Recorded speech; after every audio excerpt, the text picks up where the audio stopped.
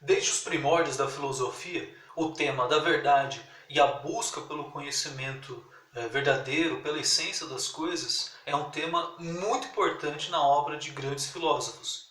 Um deles nós vamos conhecer na aula de hoje. Olá, tudo bem com você? Aqui é o professor Gu Oliveira para mais uma aula de filosofia. Bora? O filósofo da aula de hoje é o Platão, sim, aquele mesmo que foi discípulo do Sócrates e que viria a ser mestre do Aristóteles, três dos grandes filósofos que nós precisamos conhecer para conhecer bem a filosofia, para ir bem no vestibular. Para começar a estudar a teoria do conhecimento do Platão e o que ele pensa sobre a verdade, sobre como adquirir conhecimento, como é possível buscar a verdade, conhecer a essência das coisas, nós vamos ler um mito muito conhecido, muito famoso do Platão e que é muito cobrado em vestibulares, que é um mito, né, ou alegoria da caverna. Esse mito ou alegoria da caverna é muito importante para quem quer conhecer o Platão, para quem quer compreender as bases da sua filosofia. Ele está dentro do livro A República, né, mais precisamente no capítulo 7, e a gente vai ler um trecho rapidinho, gente, a partir da leitura e comentando os diversos símbolos. Eu quero que a gente tente imaginando o quadro na nossa mente, né? A gente tem até uma pintura muito interessante que ajuda a gente a visualizar um pouco a imagem, né, que ele tenta mostrar.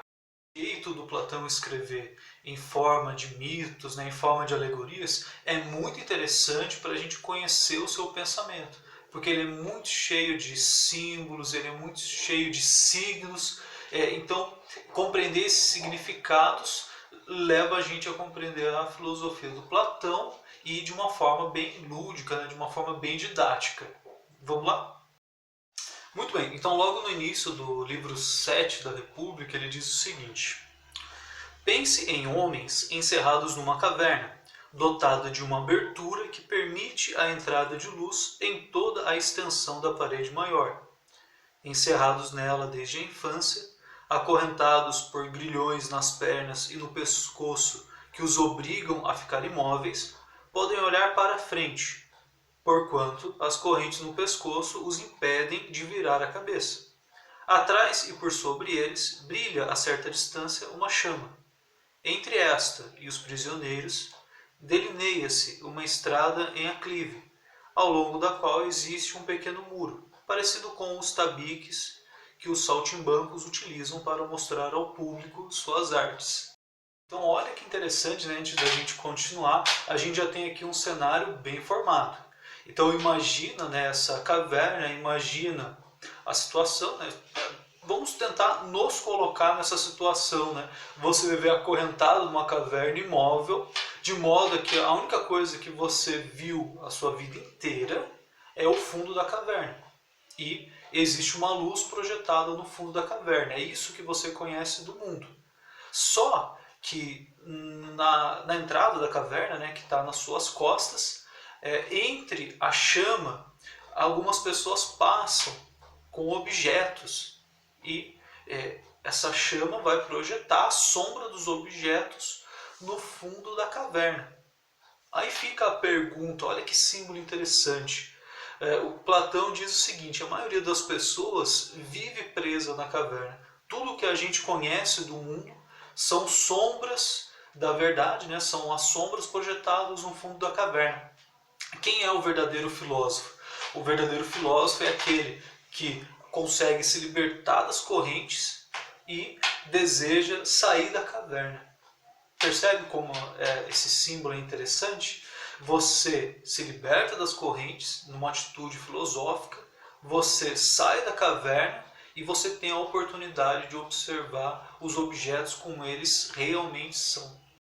Aqui a gente tem a distinção de duas realidades bem específicas. Aquele que olha para a aparência das coisas, né? Aquele que vive provavelmente ou talvez a sua vida inteira olhando para a aparência das coisas, né? Conhece aquele velho ditado? A gente às vezes julga os livros pela capa, né? A gente vive observando as coisas como elas aparentam ser, mas o filósofo ele tem esse desejo de sair da aparência e ir buscar a essência das coisas e conhecer a verdade sobre elas.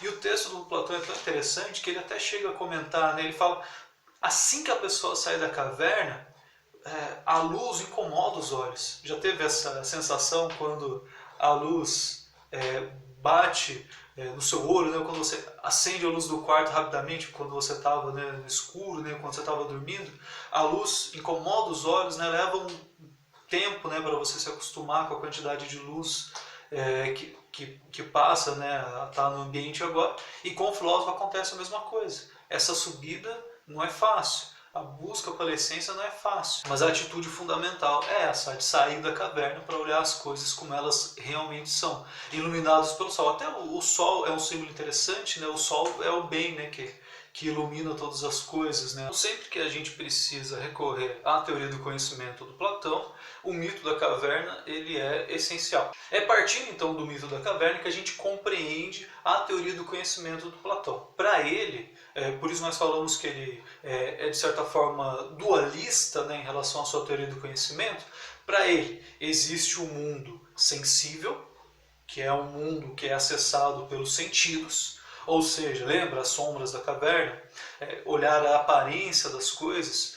Quando nós observamos um mundo sensível, né, através dos nossos sentidos, para ele nós estamos sempre observando as sombras, né, essas aparências, a capa, né, do livro. Nós não conhecemos a fundo a essência daqueles objetos. Isso é importante da gente levar em consideração. O mundo sensível ele não é a fonte da verdade que a filosofia busca. Ele é sempre uma cópia, né, vamos dizer assim, da essência. A essência das coisas está no mundo inteligível. Inteligível é algo que pode, né, inteligível é algo que pode ser lido pelo intelecto, né? Ele só pode ser acessado pela razão. Então, traduzindo essa metáfora, né, do filósofo que sai da caverna e vai olhar o mundo como ele realmente é, ele está fazendo justamente isso, deixando de olhar para o mundo sensível, deixando de julgar as coisas pelas suas aparências, de olhar o mundo com os seus sentidos e buscando a verdade que pode ser lida somente através da razão, a verdade sobre as coisas, as suas essências. Tenta imaginar então um segundo exemplo. Tenta imaginar na sua cabeça a imagem de vários gatos, né? Eu mesmo tenho dois aqui, eu vou tentar. Eu tenho um cinza e um preto, né? Não são iguais entre si. E eu aposto que na sua cabeça você consegue recorrer à memória de gatos laranjas, de gatos amarelos, de gatos malhados, enfim. Você consegue imaginar uma série de gatos diferentes na sua cabeça. O Platão vai dizer o seguinte, poxa, se você olhar para a aparência, você poderia julgar que são seres distintos, né? Que são seres diferentes, que têm 200 tipos de gatos diferentes, só olhando a cor da pelagem, né? Por exemplo, estou exagerando. Mas se você parar para olhar para a essência, embora eles sejam todos diferentes, eles têm algumas características que não são essenciais. A cor do pelo ser preto não torna aquele animal um gato. Todo animal com pelo preto é um gato? Não, essa é uma característica acidental. Todo gato tem que ter o pelo branco? Não. Agora, se você olhar para além das aparências e buscar conhecer a essência das coisas, né, a forma essencial do que é um gato, né, a essência do que é um gato, você vai descobrir quais são as características e esse conceito é que deve ser o foco da filosofia. Apesar de ter, né, 200 tipos de gatos diferentes, qual é a essência que liga todos esses gatos a essa mesma verdade, né, essa mesma espécie? Mais tarde a gente pode aplicar esse conceito a tudo, a questão da verdade, a virtude, a moral humana, ao belo, a justiça. Em todos esses casos, ao invés de ficar olhando para a aparência, de ficar olhando para o mundo sensível, o Platão recomenda que a gente observe o mundo de forma inteligível, né, que a gente deixe a razão buscar o conhecimento para não observar as aparências, se guiar por características que são subjetivas, né, que são relativas, mas buscar aquela essência que é geral, aquela essência que é universal, que vai garantir aquela verdade absoluta. É importante a gente tem em mente que na filosofia antiga, essa ideia de uma verdade absoluta sobre as coisas, ela é muito firme, ela é muito forte. Né? No início da filosofia, esse ideal de que existe uma verdade, uma essência de cada objeto, né, que ela pode ser conhecida pela razão, é que dá início à filosofia. Então essa verdade, a gente até brinca, né, quando a gente começa a dar filosofia, essa verdade entre os gregos pode ser até escrita como uma verdade com V maiúsculo. Não a minha verdade, a sua verdade, não. É uma verdade essencial para as coisas.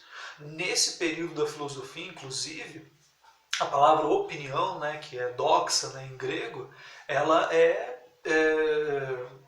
vamos dizer assim, ela é menosprezada aqui, ela é colocada de lado. Não basta a minha opinião sobre as coisas, dá a impressão de que eu estou olhando para a aparência, né, aquilo que eu acho, tem um sentido pejorativo entre os gregos. A busca pela verdade é a busca pela episteme, né, pela ciência, pela reflexão, por aquele conhecimento sistemático, aquele conhecimento que deu trabalho, que então é por isso que o Platão reafirma, o filósofo ele é amigo da sofia, né, da sabedoria, da episteme, da ciência, não da doxa, não da opinião. Aquele que ama a opinião, né, o filodoxo, né, ou aquele que ama o achar, aquele que ama, não é amigo da verdade nesse período da filosofia.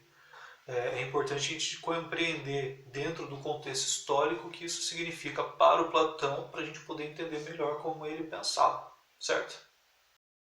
Essa é a aula de hoje. Ainda tem muitos assuntos interessantes para a gente discutir sobre o Platão. Se ficou alguma dúvida sobre esse ponto, coloque a sua dúvida aqui embaixo. Se você tiver alguma sugestão para os nossos próximos vídeos, coloca aqui também.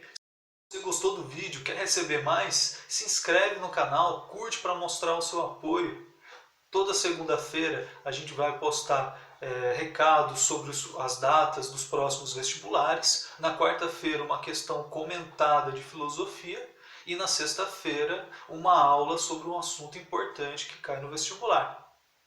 Abraço e beijos!